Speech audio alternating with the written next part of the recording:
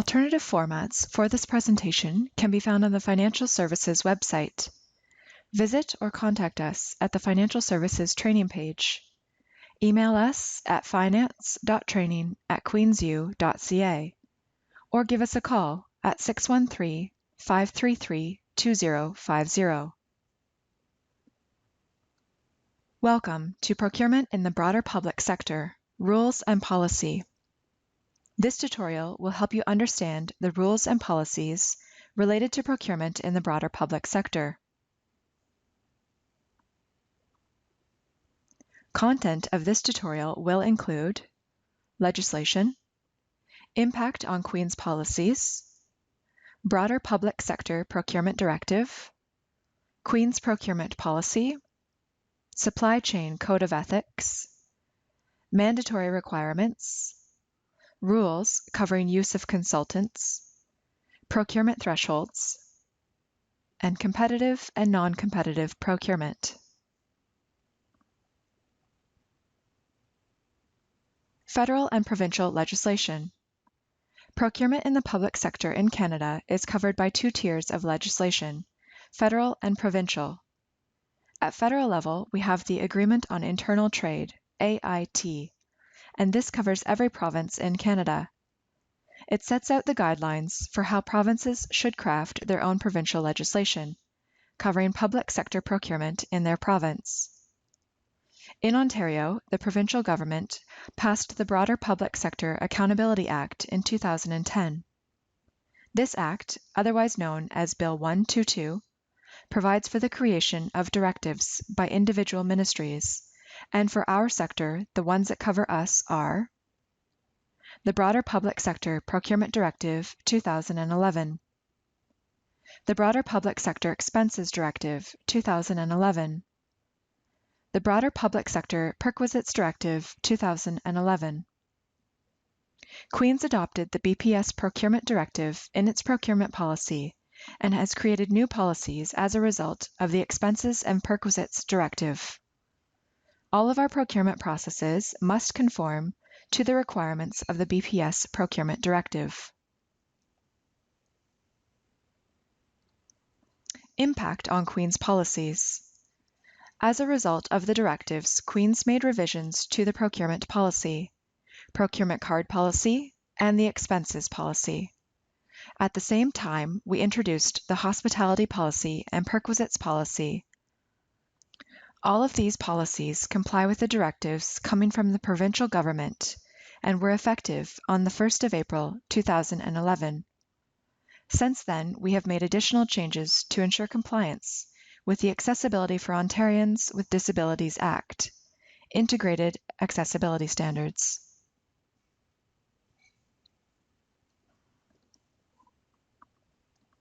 What is the purpose of the BPS Procurement Directive? The main objectives of the BPS Procurement Directive are to provide consistent procurement practices across every organization within the Ontario broader public sector. Universities are considered to be part of the broader public sector, hence the need for us to comply with the directives. To ensure that publicly funded goods and services are acquired through a process that is fair, open, and transparent. To achieve this element, Queen's spent a lot of time creating new tender documents and processes that comply with this particular requirement.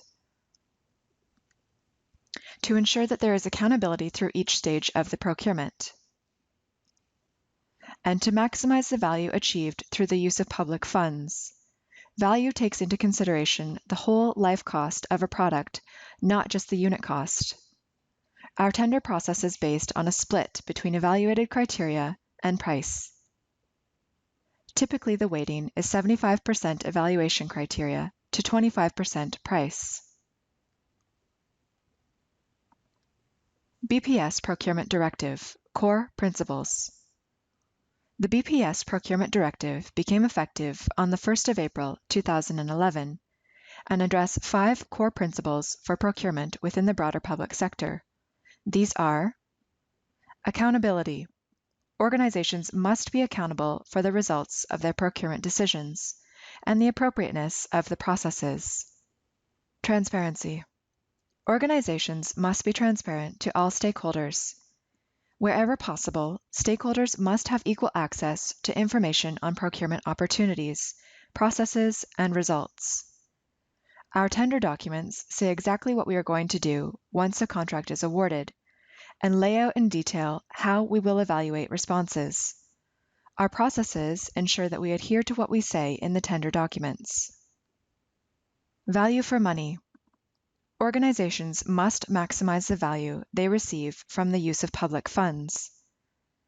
A value for money approach aims to deliver goods and services at the optimum total lifecycle cost.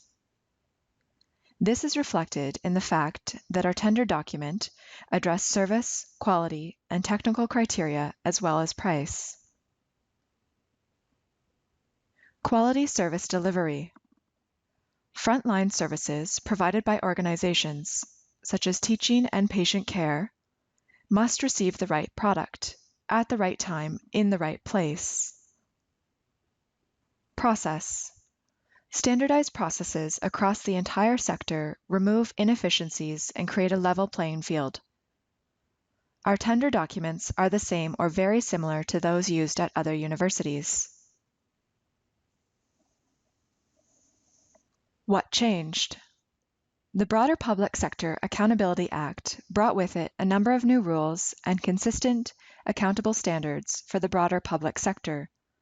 These new rules include a ban on using public funds to pay for consultant lobbyists, new directives setting out rules for procurement and expenses, specific rules covering consultants and consultancy services, requirements specific to hospitals and local health integrations networks, LHINs.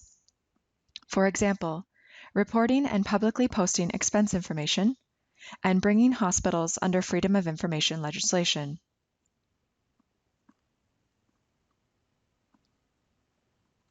BPS Procurement Directive Requirements. The BPS Procurement Directive aligns with the principles of the Agreement on Internal Trade, the Quebec-Ontario Trade Agreement, and the Management Board of Cabinet Procurement Directive. For Queens, what this means, for instance, is that the threshold at which we must post a notice of tender publicly is set at $100,000 for all goods, services, and construction.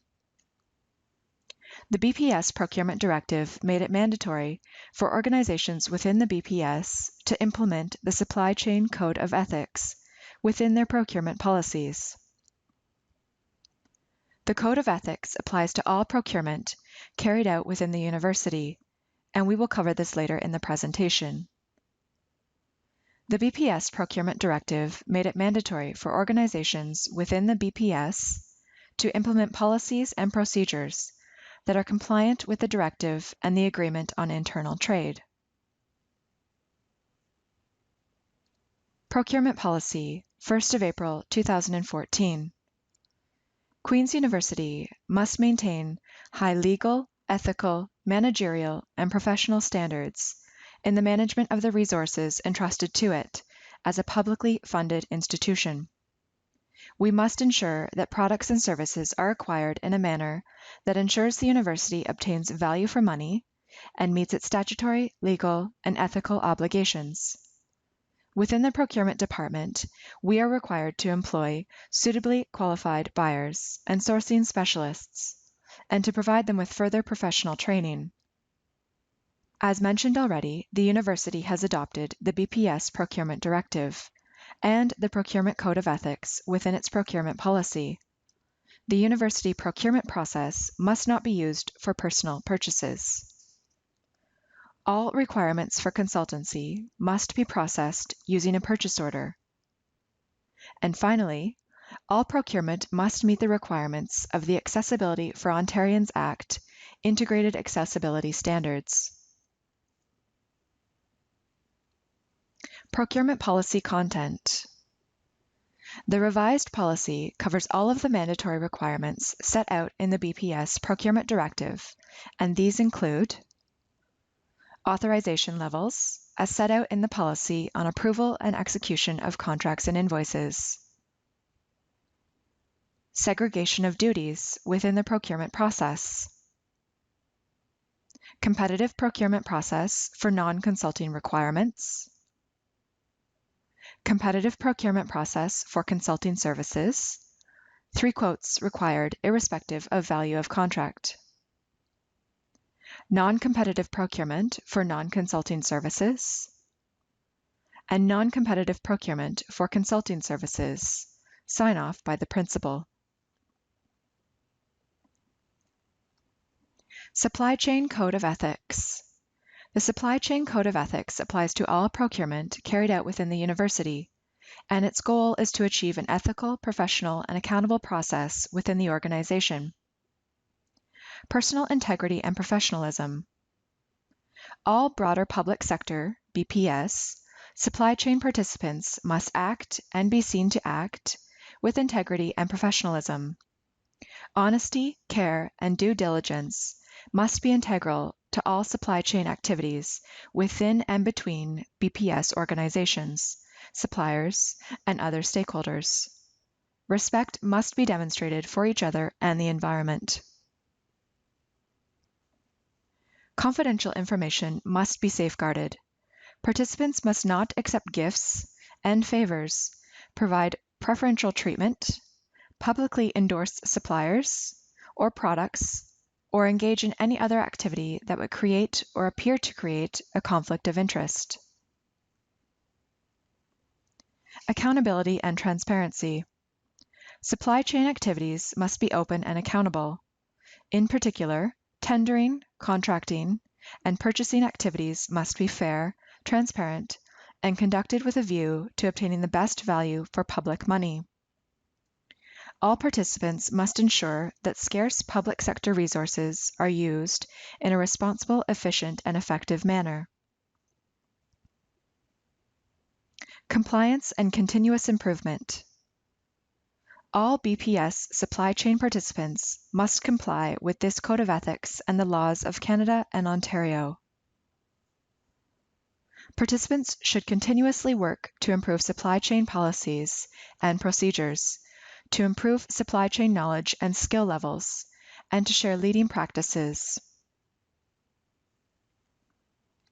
New mandatory requirements. The BPS Procurement Directive and the BPS Expenses Directive introduced new mandatory requirements related to the fact that competitive acquisition of consulting services is now required regardless of dollar value. This means obtaining 3 quotes if the contract value is less than $100,000, and posting publicly if the contract value is over $100,000. The approval authority framework related to consulting services is different from other services, and for non-competitive situations, the principal's signature is required irrespective of value. Effective management of BPS contracts. Payment for meals and incidental expenses to contractors and is not allowed. Per diem expense claims no longer permitted. Receipts required and daily maximum is based on Treasury Board of Canada meal allowances. Appendix C, Section 1.2. Mileage, 55 cents per kilometer. Changes regarding consultants. The Expenses Directive prohibits the reimbursement of meals and incidental expense for consultants and contractors. And as mentioned already, the BPS Procurement Directive now requires competitive tendering for consulting services irrespective of the contract value. The BPS Procurement Directive sets out an approval authority schedule for consultancy services, and this has been built into the procurement policy. Procurement thresholds. The thresholds set out in the procurement policy begin at requirements less than $5,000, and for these, we recommend the use of purchasing card where possible, or purchase order if not. You do not need to obtain alternative quotes for procurement of this value. Between $5,000 and $9,999, you should enter your requirement on a PeopleSoft requisition, and again, you do not need to obtain alternative quotes. When the requirement exceeds $10,000, but the total contract value is expected to be less than $100,000, you are required to obtain 3 quotes for the goods or services. The requirement must be entered on a PeopleSoft requisition, and the 3 quotes must be attached. If you cannot obtain 3 quotes, you must complete a sole source form, number P0001, which can be found on the Procurement website under the Forms tab.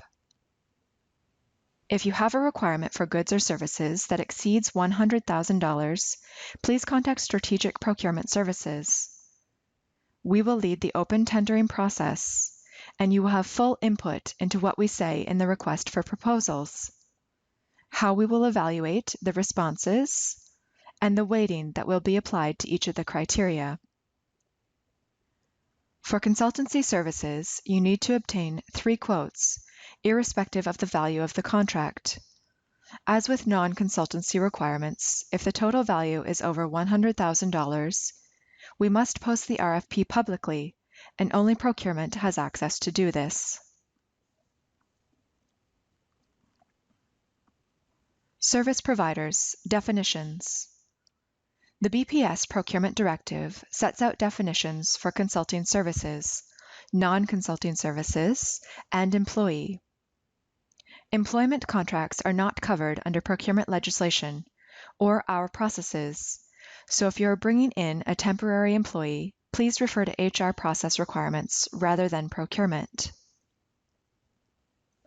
A consultant is a person or entity that under an agreement, other than an employment agreement, provides expert or strategic advice and related services for consideration and decision-making. Consulting services means the provision of expertise or strategic advice that is presented for consideration and decision-making. A non-consulting service provider is an individual or company who contracts to provide services other than consulting services to another individual or business. Examples may include consultants, but the work they do for us is considered to be non-consultancy. Examples could be property brokers or headhunters. We frequently bring in IT-related consultants, but the work they do is of a tactical nature, such as working on the development of an application such as PeopleSoft.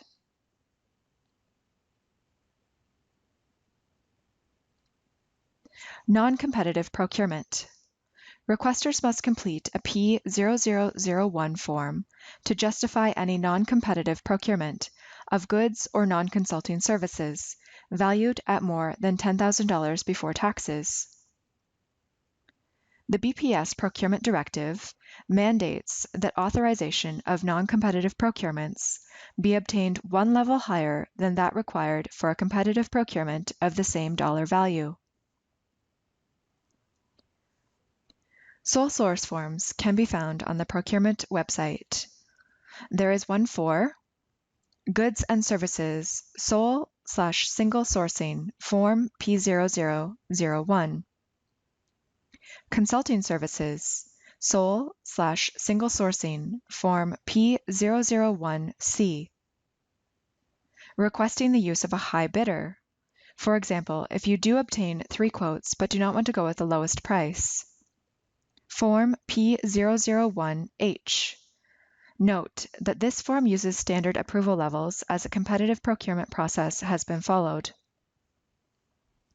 And finally, one for construction/renovation, sole/single sourcing, Form P0001 PPS.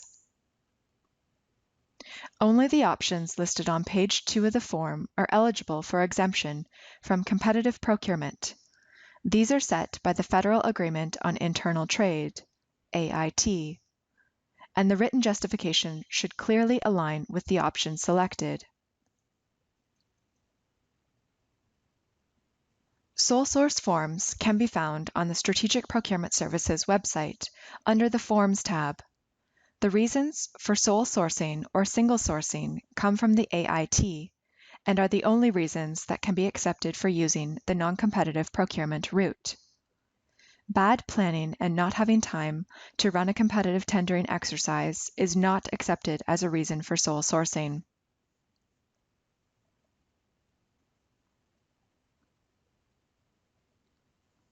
Open Competitive Procurement, RFX. Open competitive procurement means competition that is posted on one of two websites that are used to let all subscribers across Canada and the US know that we are going out to tender for a specific good or service. The sites are Bidingo and Merx. Queen's typically posts tenders on Bidingo. There are a number of forms that we use for obtaining responses, and the first is the Request for Proposals, RFP. When we use this form, procurement will manage the process and seek input from campus clients. Typically, we need input on what is required, how you want to evaluate responses, and the weighting to be applied to each of the criteria. The template was developed with the assistance of a leading procurement lawyer, and any changes require legal review before being put to use. The Request for Quote, RFQ, form is used when we have a clearly defined requirement for a good or service and when the cost is the primary driver. For RFPs, the split between evaluation criteria and cost is usually 75-25. But for RFQs, this changes to 40-60.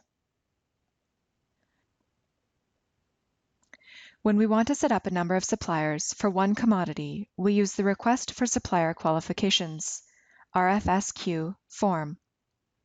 This differs from the first two in that cost becomes less relevant and the ability to deliver the goods or service becomes the dominant criteria. The RFSQ process involves two stages. The first, to qualify the suppliers, and the second stage is used to select which supplier on the list will be awarded work each time a need arises. For example, we have a number of preferred suppliers set up for printing.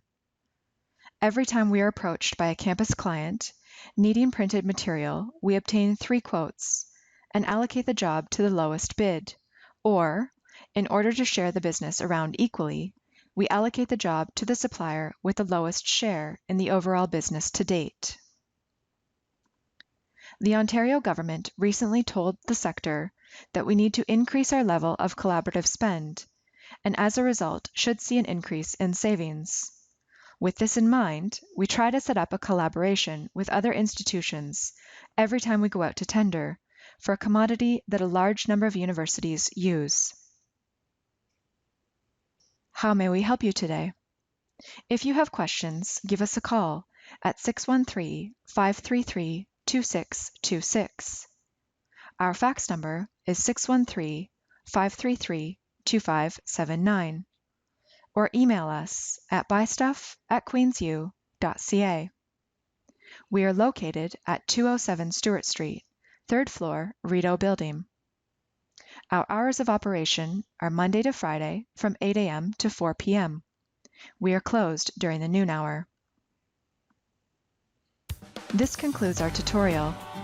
To learn more or to review additional training resources and video tutorials, visit the Financial Services training page, or visit Strategic Procurement Services website for further procurement-related material.